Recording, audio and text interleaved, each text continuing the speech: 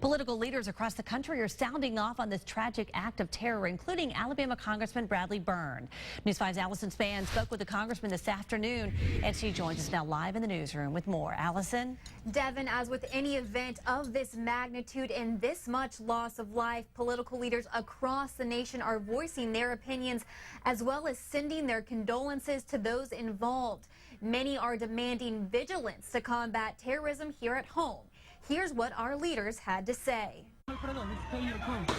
Shots rang out in a Florida nightclub, killing about 50 people and injuring 53 more. Following the deadly attack, numerous political leaders came forward, condemning this as an Islamic act of terror. It certainly looks like another one of the extremist attacks, Islamic extremism. What we know so far is that this man had some Islamist tendencies. I think it's pretty clear at this point, I'm safe in saying that this is an individual that was either directed or probably, I think in all likelihood, inspired to take on this attack by some radical Islamist element. President Obama addressed the nation, calling the tragedy an act of terror, but he did not mention any ties to Islam. Investigation. We know enough to say that this was an act of terror and an act of hate. And as Americans, we are united in grief, in outrage, and in resolve to defend our people. Leaders went on to warn that this attack isn't an isolated event. This is the biggest threat our country now faces in terrorism, is the homegrown violent extremists.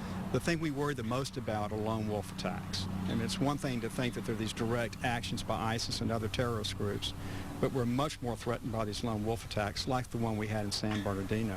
In light of this most recent terror attack, Senator Jeff Sessions calls for the U.S. to be more vigilant in addressing these threats. More of these attacks are coming. It's a real part of the threat that we face, and if we can't address it openly and directly and say directly that there is an extremist element within Islam that's dangerous to the world and has to be confronted. Hillary Clinton and Donald Trump have both released written statements following these attacks, but neither have spoken on camera. However, they both plan to hold press conferences tomorrow where they will address this tragic act of terror. And within the last hour, Bernie Sanders also released a statement via his Twitter, acknowledging this as an attack carried out by an ISIS sympathizer and calling for the destruction of that group. For now, live in the newsroom, Allison Spann, News 5.